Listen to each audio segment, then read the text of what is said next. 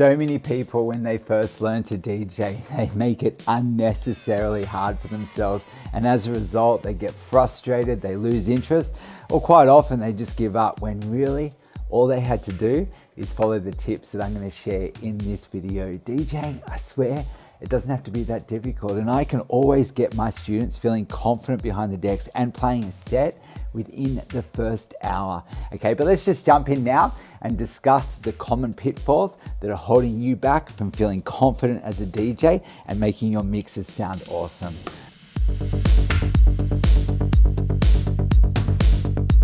So number one, you need to get good quality tracks, especially as a beginner. See, too many beginners are ripping their music off YouTube or even getting bootlegs of tracks, and they're wondering why they can't mix them, okay? Now here's the thing, right? To learn how to DJ, especially as a beginner, you want to get full club edits and ideally original mixes.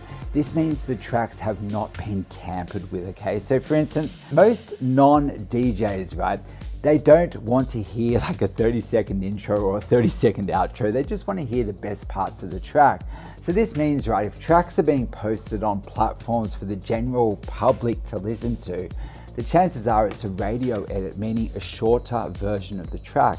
Now this means all the down parts of the track, which may usually be good for a DJ to mix on, have probably been taken out, and original tracks that may have been 5 to 7 minutes in length could often be reduced to sometimes 2.5, maybe 3 minutes. Now, on top of that though, so tracks can stream quicker on these sites, often the sound quality is reduced as well, and in the uploading process or even bootlegs in the production process, the tracks could have been stretched or put together without DJs in mind, resulting in inconsistent BPMs and poorly mastered audio.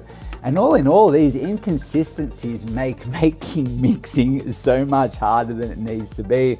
However, this is where the new DJs jump in and they're attached to their libraries and they're saying, my whole music library is made up of these kinds of tracks, and they offer some kind of resistance to change. And that resistance is what's holding them back. But let's say you've got bootlegs, okay, that are 3 minutes in length, okay? And let's say the beat grids keep coming off the beat, which presents its own issue, and the sound quality is shit on top of that. Then my advice would be to learn to make your own bootlegs, okay? But first grab the original edits, okay? Get some solid foundations down, then work on creating mashups and remixes on the fly. Use those bootlegs as inspiration, thinking, wow, okay, they've done that there, and create them yourself. Stop like shortcutting it, you know, because the shortcuts, that's actually what's holding you back. You need to kind of get those foundations, build on that, and then take it to the next level. See, trust me, right? This is going to sound so much more professional, and it's also going to help you to fine-tune your DJ skills and develop a sound that's yours alone. And trust me, right? If people are watching you DJ and you're doing this stuff on the fly, as opposed to just mixing someone else's bootlegs, right? People are going to be way more impressed, and you're going to get a lot more respect as a DJ. So the solution to bad quality tracks: go to DJ sites, check out Beatport, or sign up to a DJ pool or a streaming service that's built for DJs, and start playing with full club edits. And you're going to be surprised how this one step alone can transform the way you play and how much easier mixing is going to become for you. Okay, this then is going to then build your confidence, and as a result, you're just going to be more inspired to play, as you're going to be getting a good result very quickly.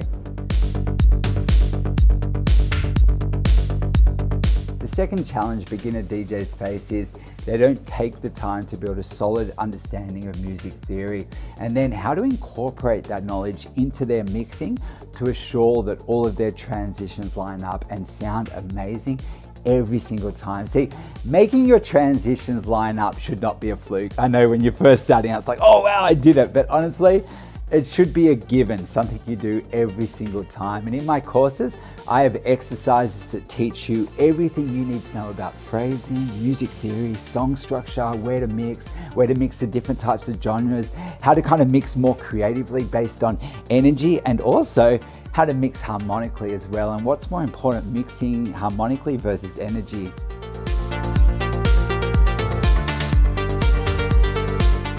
Now that leads perfectly into point 3, and that is, once new DJs learn about mixing in key, okay, they put way too much importance on it, And they often pick tracks to play that are harmonically compatible versus keeping the overall energy and the set flow in mind. So for instance, let's say you're at a party, okay, and the DJ's going off, okay, and then suddenly they do this transition, and yeah, man, like it's a great transition. It sounds great, like the songs are harmonically compatible, it's all beautiful, but let's say it really brings the energy back down.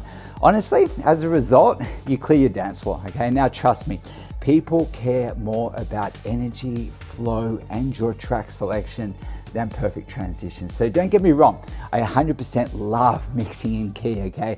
And if all your tracks are around the same energy anyway, mixing in key can be a great way to get to know new tracks and build your confidence quickly. But when playing live, right, if it was a choice between mixing harmonically or playing the right kind of track at the right time, and playing music that's suitable for that event and for the energy and what's kind of needed on the dance floor at that moment, track selection is king.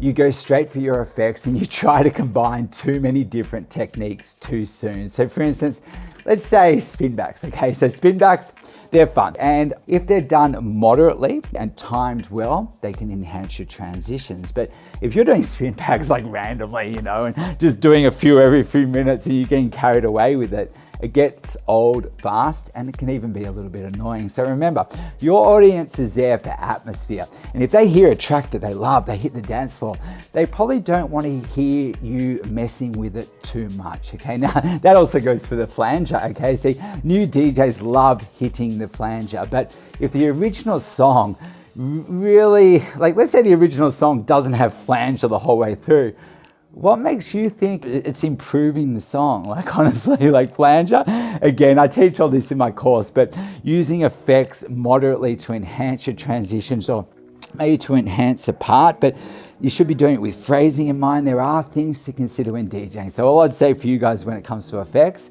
maybe just pull back on it a little bit. I think a really good way of looking at effects is treat effects like icing on a cake, okay? Your transitions and overall flow and your skills as a DJ is the cake, okay? But too much icing, effects in this case, honestly can make people sick, but the right balance between icing and cake, and oh my God, you give people a real treat. So 100% use your effects to enhance your transitions, but get your transitions sounding super tight first, okay? Once your transitions are good and you're a great DJ without all that, then add the effects.